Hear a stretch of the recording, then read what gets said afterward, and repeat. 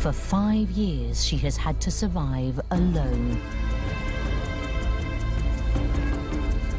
But this year, her world could change. Will she finally find a mate?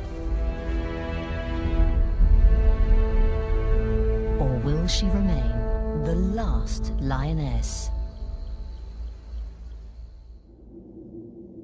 There is a place in southwestern Zambia so remote that until recent years, only the most intrepid explorers ever reached it. It's called Lua Plain, a sprawling floodplain that stretches over 3,500 square kilometers.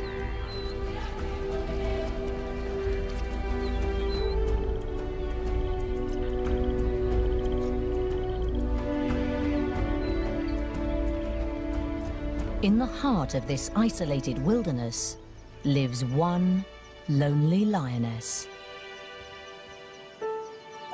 She is known as Lady Lua, and she's in her prime. All her instincts drive her to find a mate, have cubs, and form a pride of her own. But she can't. She's alone here. There isn't another lion for hundreds of kilometers. It was humans that sealed her fate. For though few outsiders make it to Lua Plain, some of those that have changed it forever. This is a wounded land. In the late 1990s, poaching tore through its wildlife populations. As the Angolan War raged, soldiers and villagers slaughtered Lua's herds for food, while a scourge of illegal trophy hunters stole its most majestic creatures. Animals once plentiful on the plain disappeared. Wild dog, buffalo,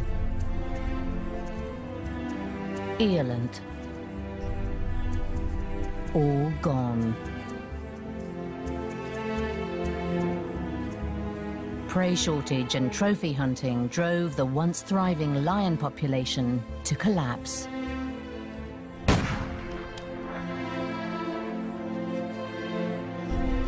Today, the last of Lua's lions stare out of glass eyes as they decorate the homes of trophy hunters worldwide.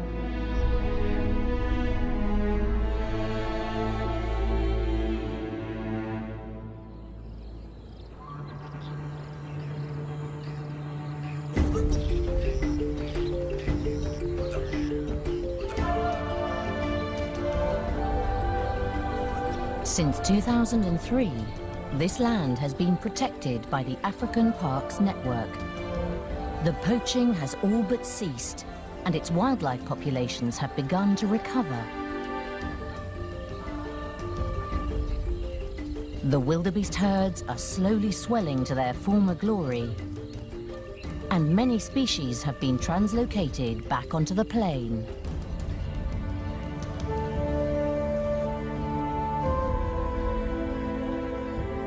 But of the lions, only one remains.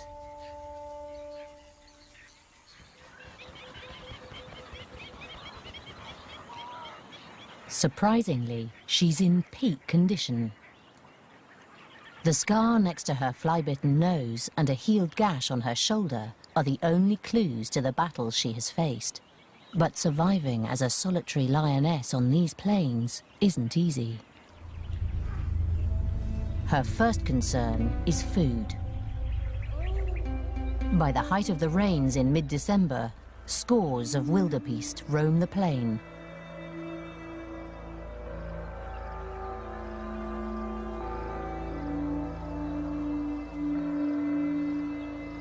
In the dense grasslands, Lady is all but invisible.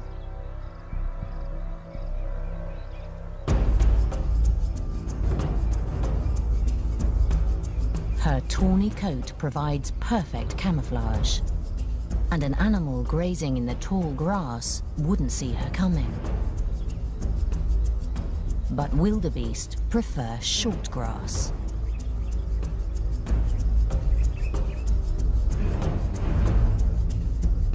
They keep to the open plain, where hopeful predators have nowhere to hide. Usually, lions hunt in teams that can surround prey and drive it into an ambush. Lady has no such advantage.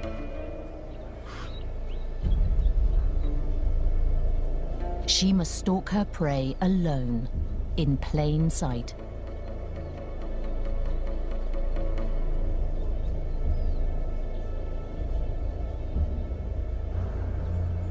She must choose her target well, an animal on the outskirts of the herd that has let its vigilance slip.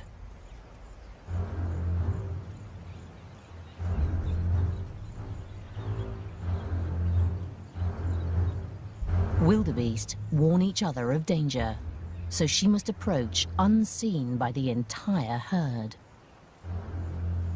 Just one glance in her direction, one snort of alarm, will ruin the hunt.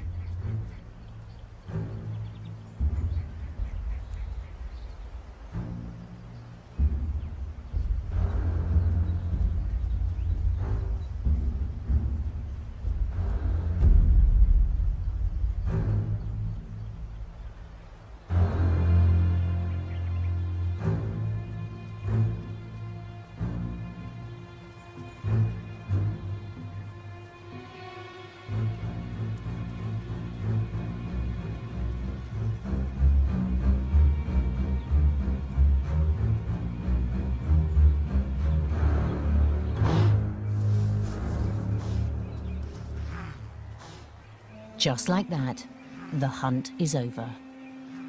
With the herd's vigilance peaked, it's not worth another try. Without the support of a pride, Lady Lure must succeed the first time, or go hungry.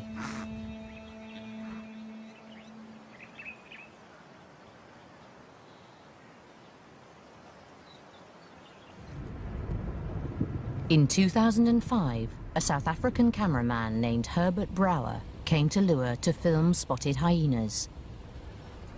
By that time, Lady Lure had been alone for at least 2 years.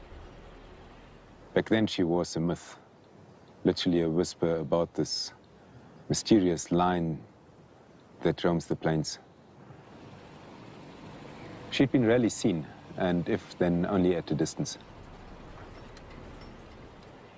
But on our first day of the first assignment, suddenly there she was, right in front of our eyes.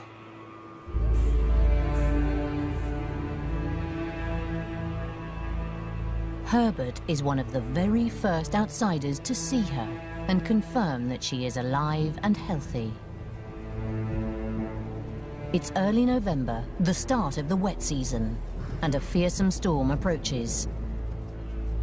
Lady Lure will use it to her advantage.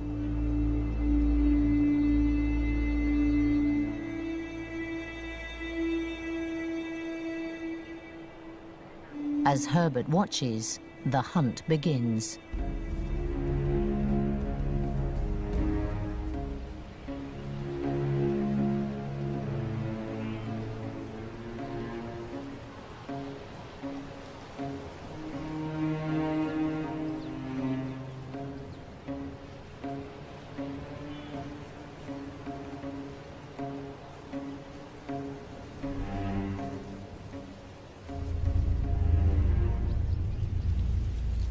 The new calves make perfect targets.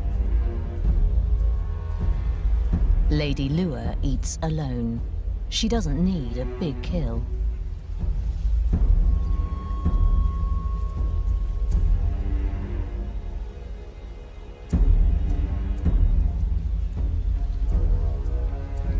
A calf will keep her going for almost a week.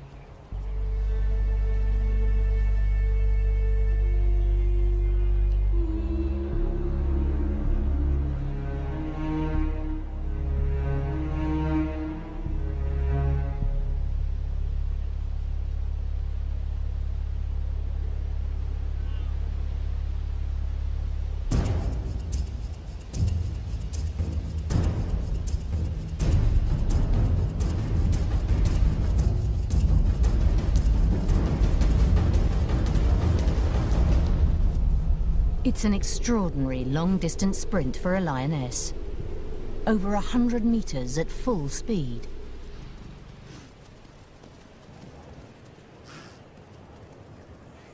I was amazed not only how fast, but also how far she ran.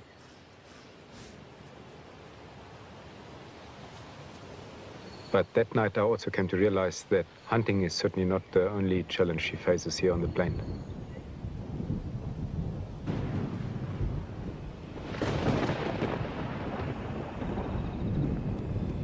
Lady Lua is the only lioness here, but she's not the only predator.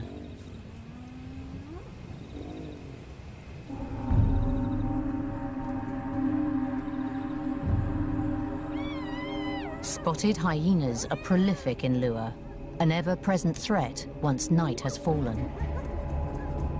They approach from all sides, drawing Lady away from her kill.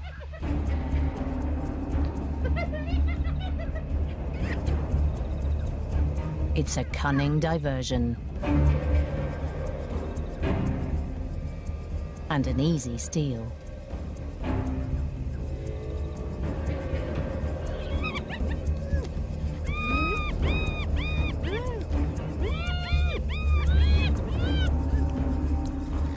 Crucial seconds pass before she realizes that her kill is lost, yet she doesn't fight back.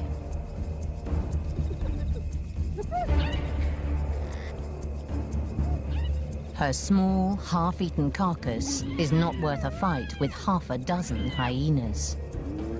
Lady's survival hinges on avoiding conflict, as much as it does on making kills.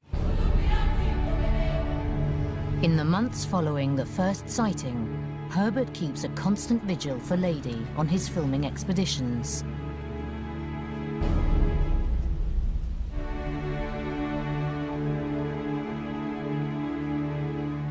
At first, we only saw her at a distance.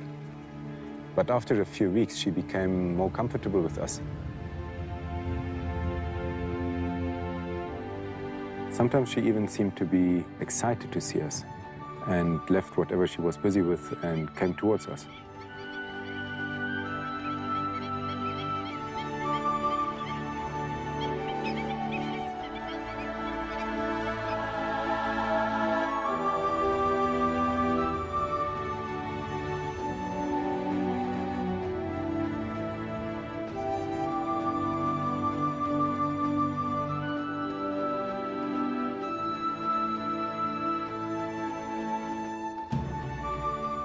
I think we were the first animals in years that she approached that were not running away. And she slowly tested the waters to actually see how far she could trust us.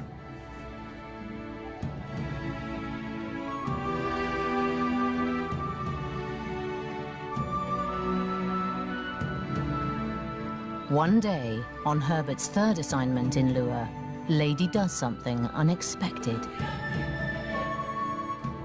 She came towards our vehicle, and when she was really close, just a few meters away, she rolled over, almost as if she wanted to show that she trusted us.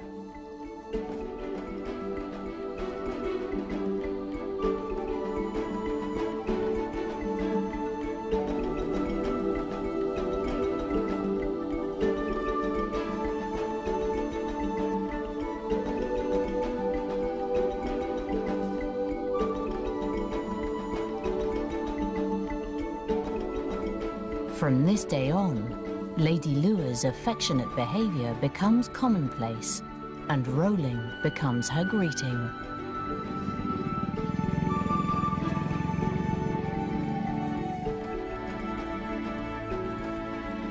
We knew she recognized us and that she somehow started bonding with us. Otherwise, she would not come and do it so often.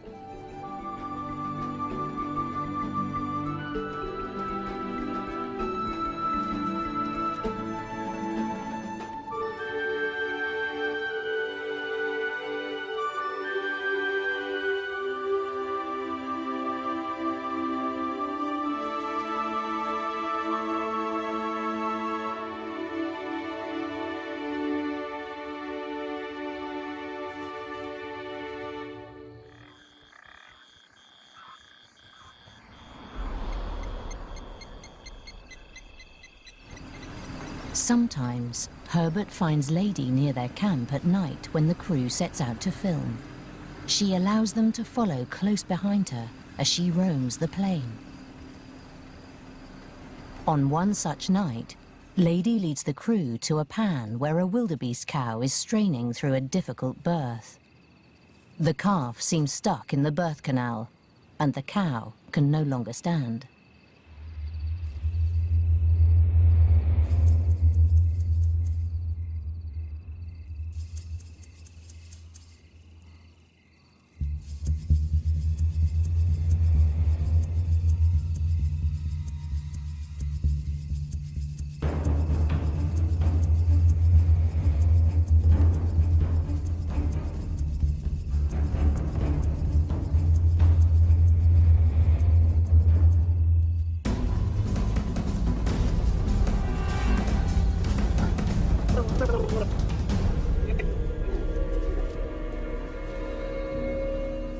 It's over in seconds, an almost merciful end for the struggling mother.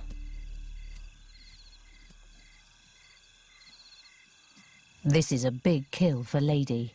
It will feed her for days.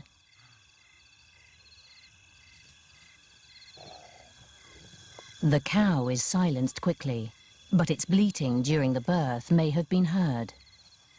Lady tries to drag the heavy pregnant carcass into the cover of taller grass. But it's too late. She's been discovered.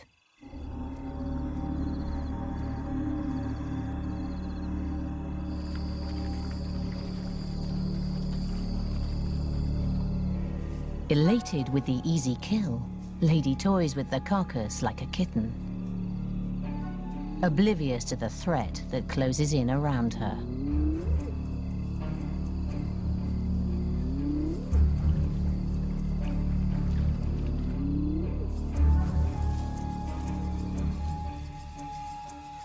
By the time she hears them, she is surrounded.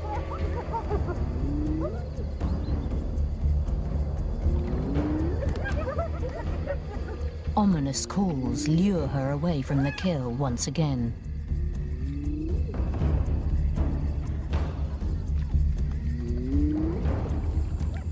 As she wades out to meet the challenge, the hyenas seize their opportunity. Coming in from all sides, the thieving horde makes off with the carcass and tears it apart in true hyena style. But Lady will not be defeated so easily.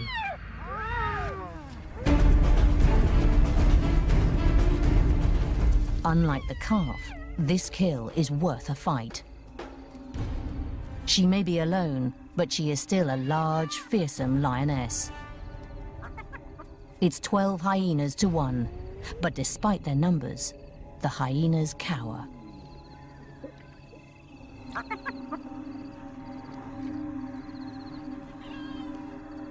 She eats alone on the carcass, as a dozen hungry eyes watch and wait in the shadows.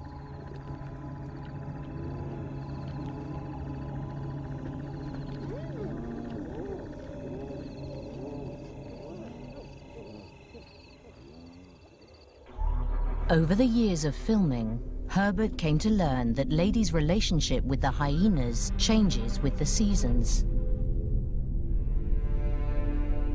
By August, the grasslands are tinder dry and the pans parched and cracked. All life strains against the drought. The wildebeest herds head for greener pastures up north, leaving only a few tough bulls for prey. In these sparse times, every scrap counts. For many predators, scavenging becomes a necessary part of life. Lady will steal the hyena's kills as often as they steal hers. In the dry season, they are mortal enemies, and Lady fights for every carcass.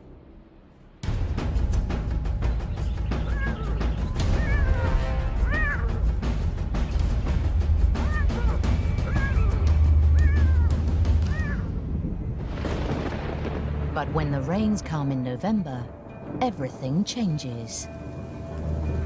Weeks of unrelenting downpours drench the landscape.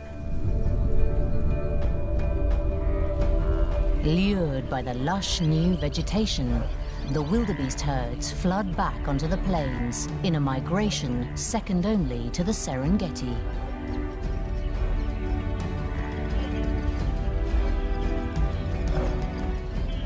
Calves are born by the hundreds, and prey abounds. Lady thrives in the wet season, killing so often that hunting becomes more a sport than a necessity.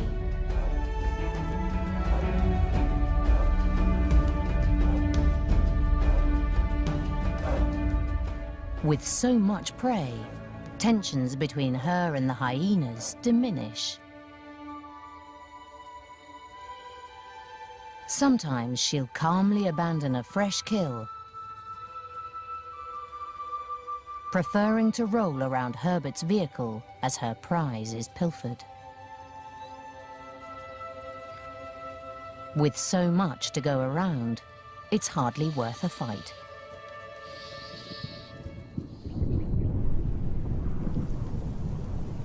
But by January, things change once again. The rains reach their climax, and the plain disappears underwater.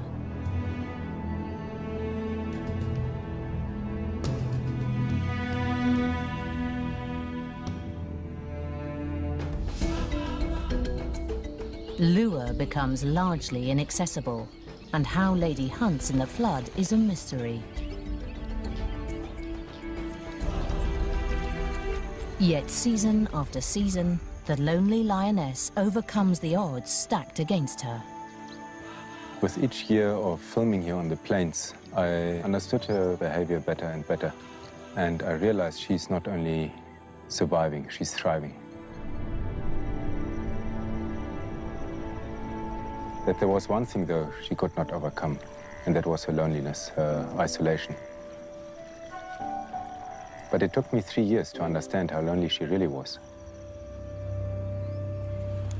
After a night of filming, Herbert and his crew return to camp. They are not alone.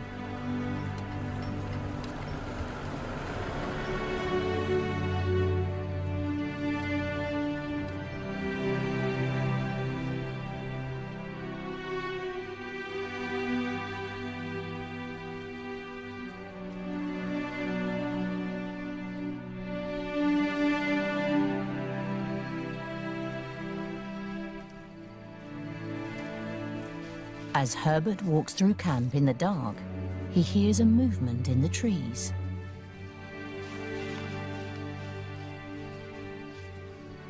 I heard something, and then I looked and I saw something in the dark, and it was her.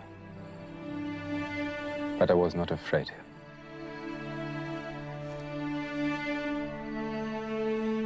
I knew somehow that she was not there to do us any harm, or that she did not come to hunt.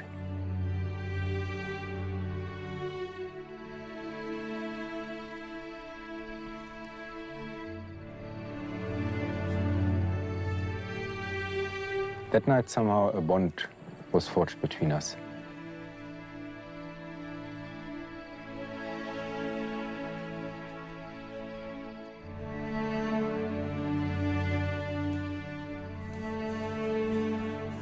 Since then, she's come into camp every other night. Most wild lion prides avoid contact with people, but it seems that Lady Lure's isolation drives her to seek human company. We never fed her, and there was nothing for her to scavenge on. So there was no other reason for her to visit us other than for companionship. It is amazing to think that a completely wild animal that has been harassed and her pride been massacred by us trusts us and somehow makes that move. Just absolutely amazing.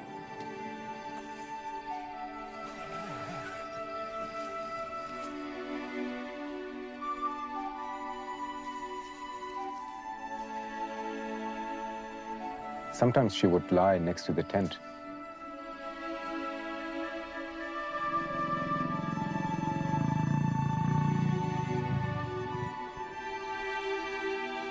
I would fall asleep and listen to her purr.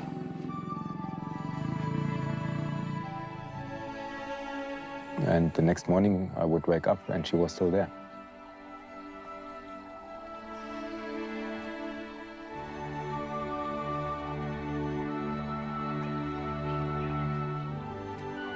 It was really amazing to experience this mutual trust with a completely wild predator that had only bad experience with human beings.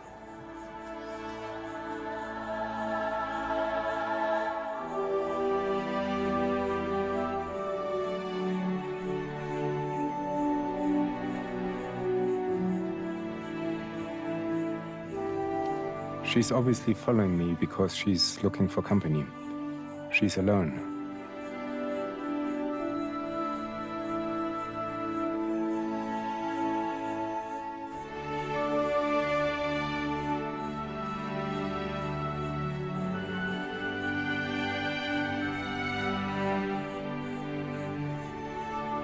As much as I care for Lady Lua, I know that I must keep my distance.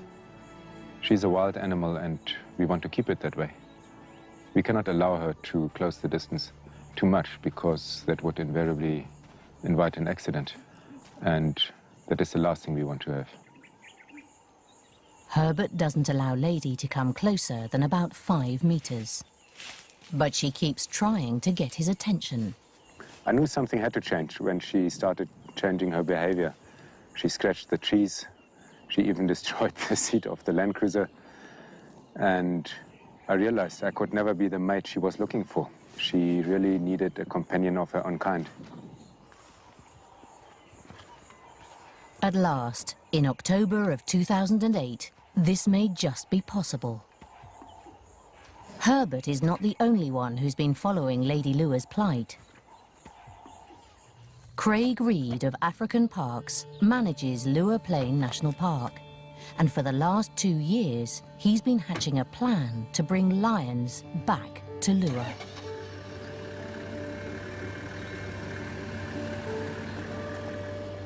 One of the primary objectives of African parks, managing national parks in Africa, is to rehabilitate the natural processes which have always taken place in the parks. Lions have always been a very important part of the processes here, and for that reason we felt it was very important to bring them back. I think Lady Lua has become a special character, and it's going to be fantastic for her to relinquish that character status and just become a normal lion again. For me, that's what's most important about this whole process. Before a male can be brought in, Lady Lua must be collared so that the African Parks team can find her if anything goes wrong during the translocation.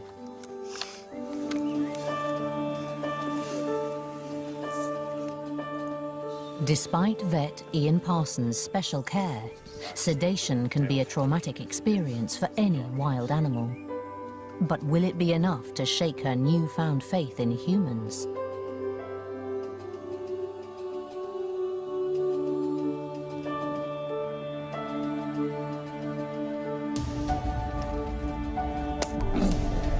The shot is perfect. The team must move quickly.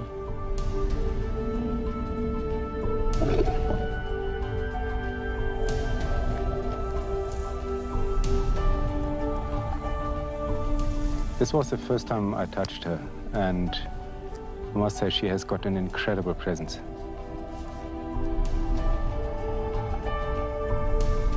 But I keep wondering how she will react to the whole process.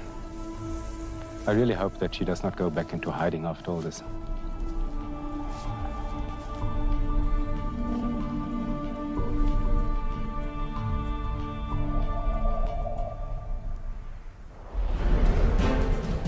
With Lady collared, the 450-kilometer journey to Kafui to find an eligible male begins.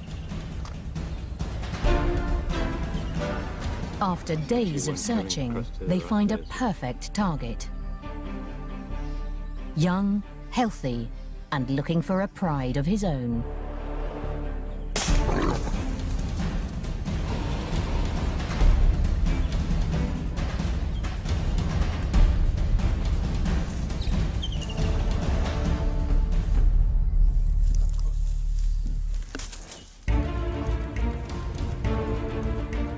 The team are elated, but getting the male to lure won't be easy. It's the dry season, and the long road back is riddled with pitfalls.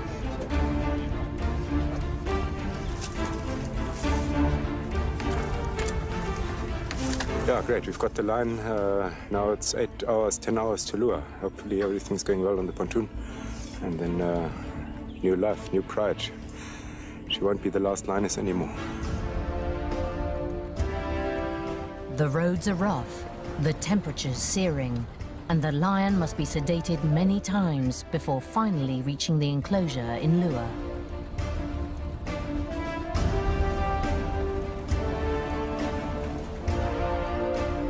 After 11 long hours, they arrive at last.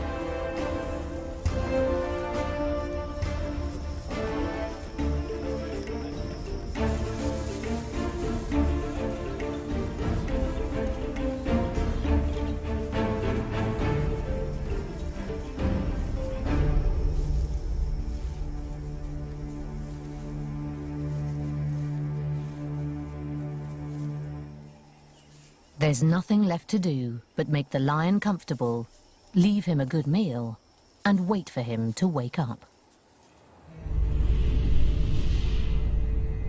But something goes wrong. The lion panics as he comes around and must be sedated again.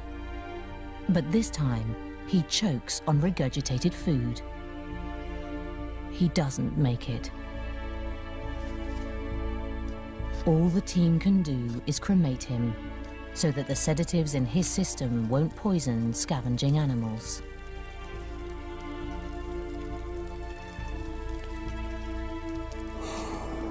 This is very disappointing. This is my line. It was going to be the beginning of a new pride for the lady. All gone. I don't even know whether she's accepted that collar, and how she will react to us humans, to me.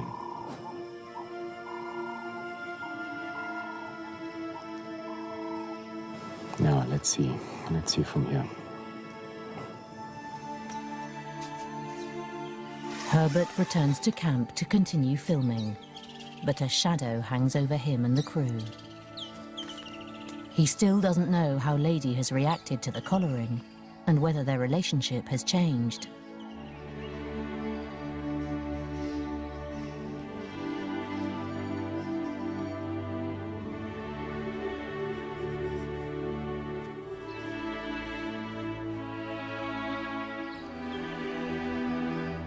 She is waiting for him, as trusting as ever.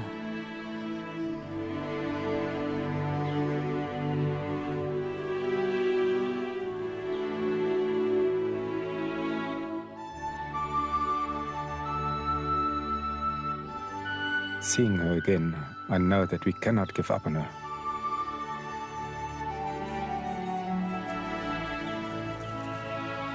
African Parks is already planning a second translocation, learning from the first failed attempt. This time, they wait almost 8 months for the end of the rains, when much of the region remains underwater. On the 11th of May 2009, the team returned to Kafue. As the sun sets, audio recordings of lionesses roar out over the valley, luring hopeful young male lions into the area with the irresistible promise of mates. I've got 2 lions coming towards us. Okay, we heard them calling. 2 males, confirmed. This time, the team look for a coalition, 2 brothers who can support each other through the translocation process.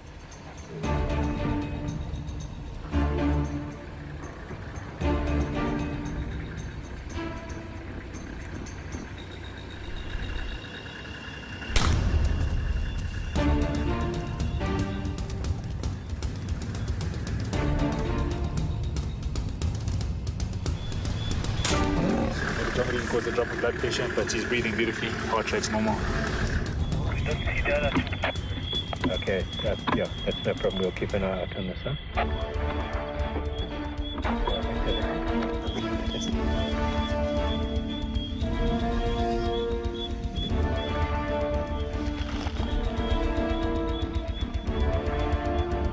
Come over.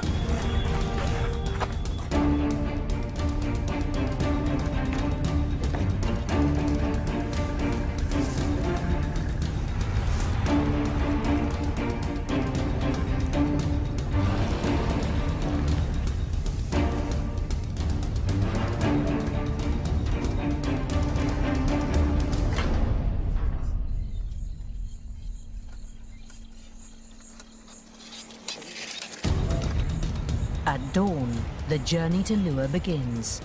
It's a 5-hour truck ride to the flooded marshland that surrounds Lua Plain.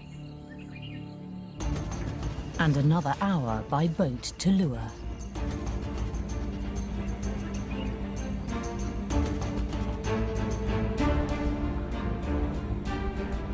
Crossing the marshes halves the journey.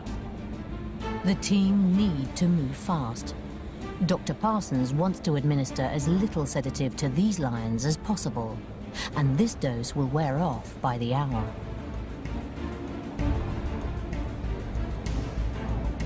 There's another advantage to the wet season. Lions have a strong homing instinct, but the high water should keep them locked in Lua for long enough to settle into a new territory.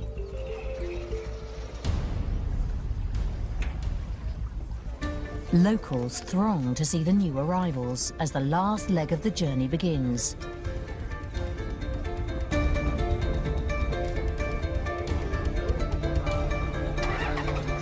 An hour-long race across Lua Plain to the enclosure.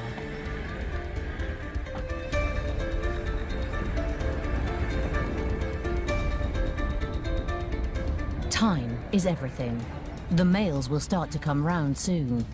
The team need to get them safely into the enclosure before they're awake enough to be dangerous.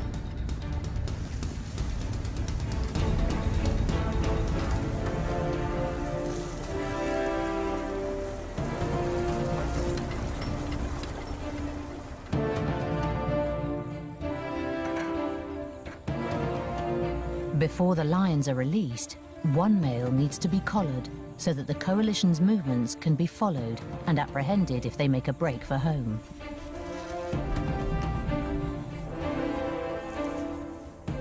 Every second is crucial now. The lions are so groggy that they can barely move, but the drug-induced stupor lifts by the minute. The team move quickly and quietly to cause as little stress to the reviving lions as possible.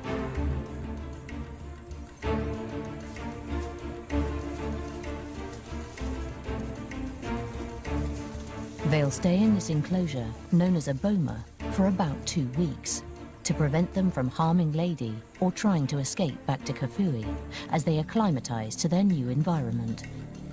For Dr. Ian Parsons, the translocation so far is a success. Okay, the lions have arrived. They're here now and lying peacefully, waking up slowly, surfacing from the anesthetic. And we hope that that'll continue. It'll take about another half an hour to an hour for them to be fully awake. And all being well, they'll have an uneventful recovery.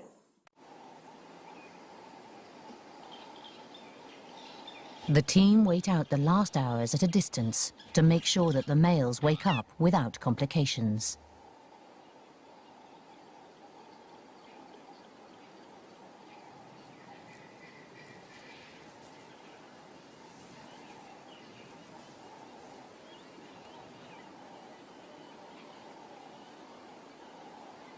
The lions seem healthy and unharmed by the journey. But through the night, painful yelps resound from the enclosure. Craig sets out at first light to assess the situation.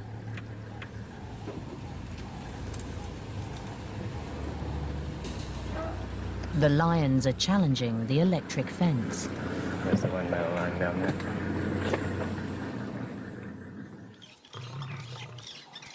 The males are agitated, with grazes from their assaults at the fence, but otherwise unharmed. As hoped, they seem to be keeping each other calm.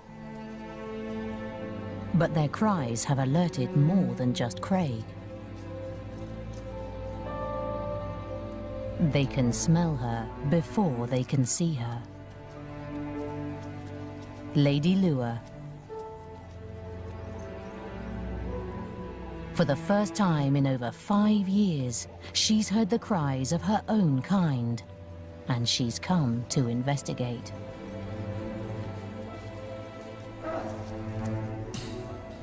Experience tells the males to be on the defensive.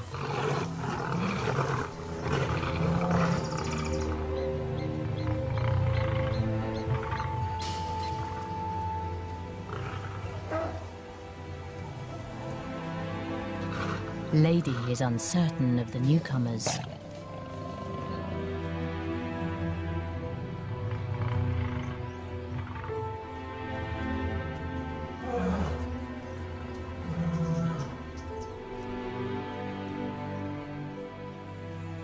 She marks around the enclosure to assert herself. But the tension is short-lived. Over the next 4 days, the lions settle.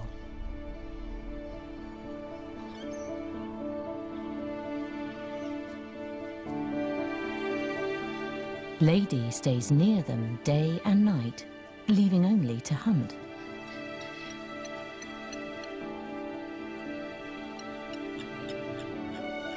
Aggression seems to turn to curiosity. Fear to security.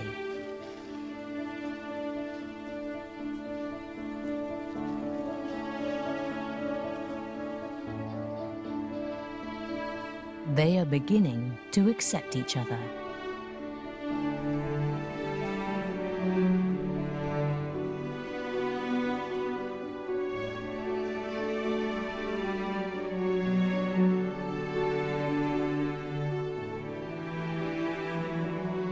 Everything seems to be going perfectly according to plan.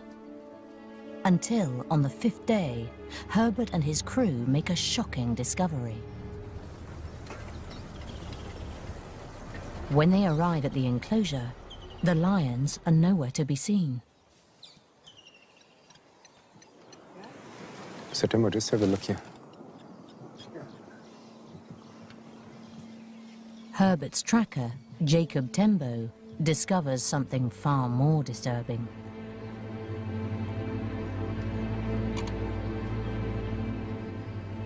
There's a hole in the fence. The guys must have gotten out there. The boys are out. Let's go.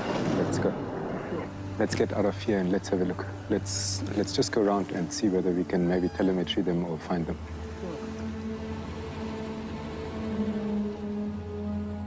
The implications are devastating. If the lions have headed north towards Angola and the collar is out of range, this could be the end of yet another translocation.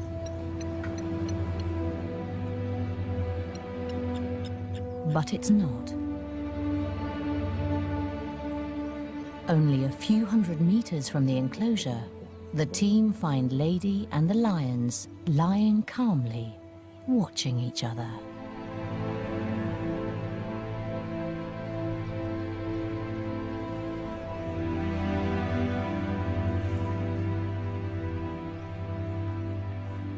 Lady begins to roll.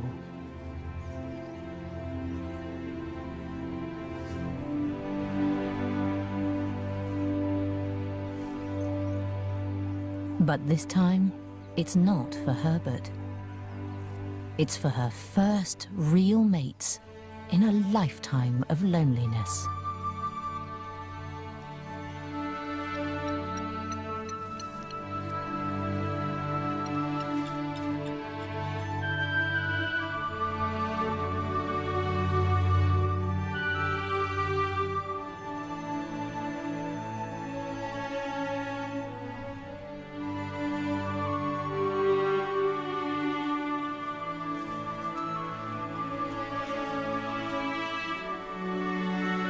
Whether the males will accept Lady Lua, mate with her, and form a new pride, whether Lady will raise cubs of a new generation of lions in Lua, only time will tell.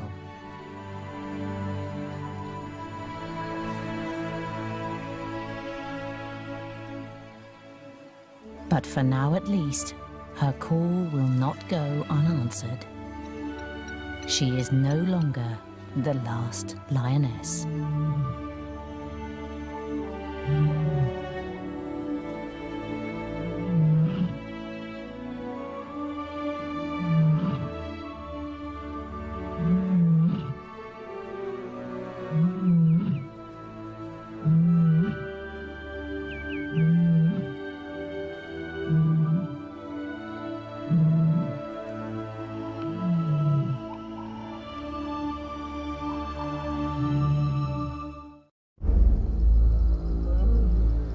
A lonely roar echoes across Zambia's Lua Plain. There is no answer. There hasn't been for years. Poaching has wiped out her kind. For 5 years, she has had to survive alone. But this year, her world could change. Will she finally find a mate? Or will she remain the last lioness? There is a place in southwestern Zambia so remote that until recent years, only the most intrepid explorers ever reached it. It's called Lua Plain, a sprawling floodplain that stretches over 3,500 square kilometers.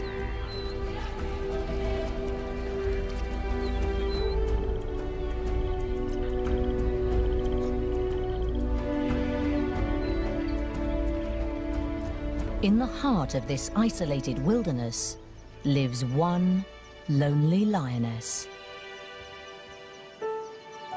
She is known as Lady Lua, and she's in her prime. All her instincts drive her to find a mate, have cubs, and form a pride of her own. But she can't. She's alone here. There isn't another lion for hundreds of kilometers. It was humans that sealed her fate. For though few outsiders make it to Lua Plain, some of those that have changed it forever. This is a wounded land. In the late 1990s, poaching tore through its wildlife populations. As the Angolan War raged, soldiers and villagers slaughtered Lua's herds for food, while a scourge of illegal trophy hunters stole its most majestic creatures. Animals once plentiful on the plain disappeared. Wild dog, buffalo, eland, all gone. Prey shortage and trophy hunting drove the once thriving lion population to collapse.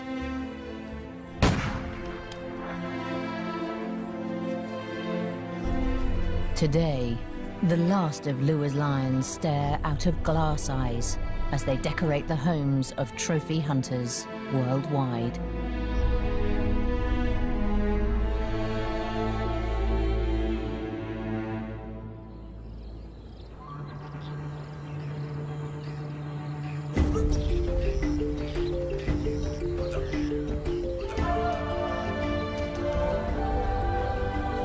Since 2003, this land has been protected by the African Parks Network.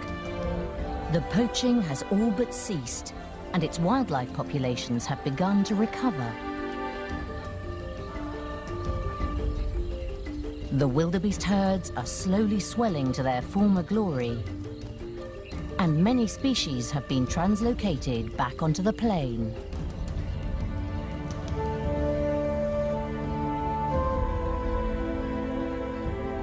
But of the lions, only one remains.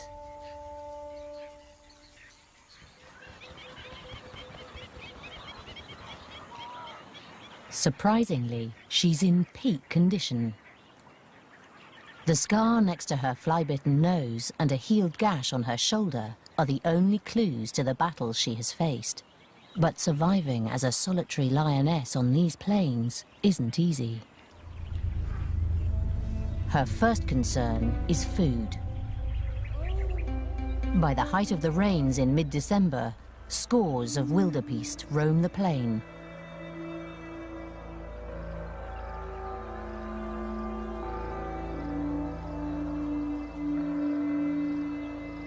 In the dense grasslands, Lady is all but invisible.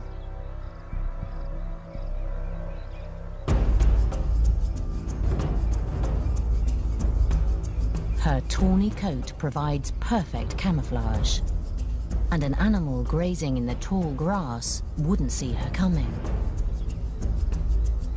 But wildebeest prefer short grass.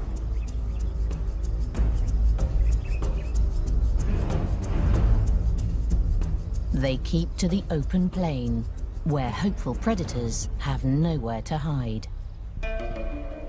Usually, lions hunt in teams that can surround prey and drive it into an ambush. Lady has no such advantage.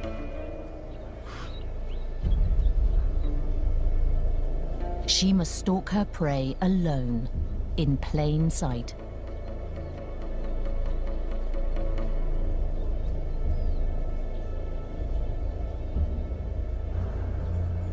She must choose her target well, an animal on the outskirts of the herd that has let its vigilance slip.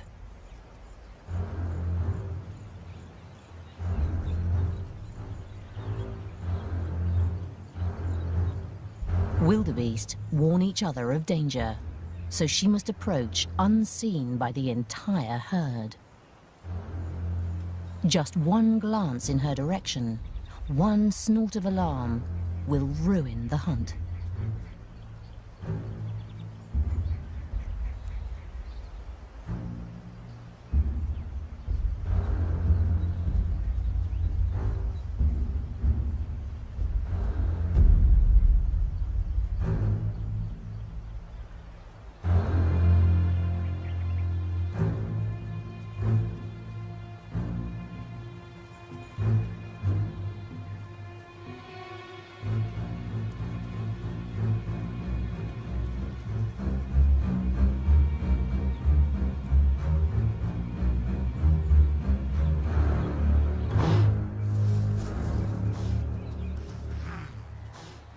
Just like that, the hunt is over. With the herd's vigilance peaked, it's not worth another try. Without the support of a pride, Lady Lure must succeed the first time or go hungry.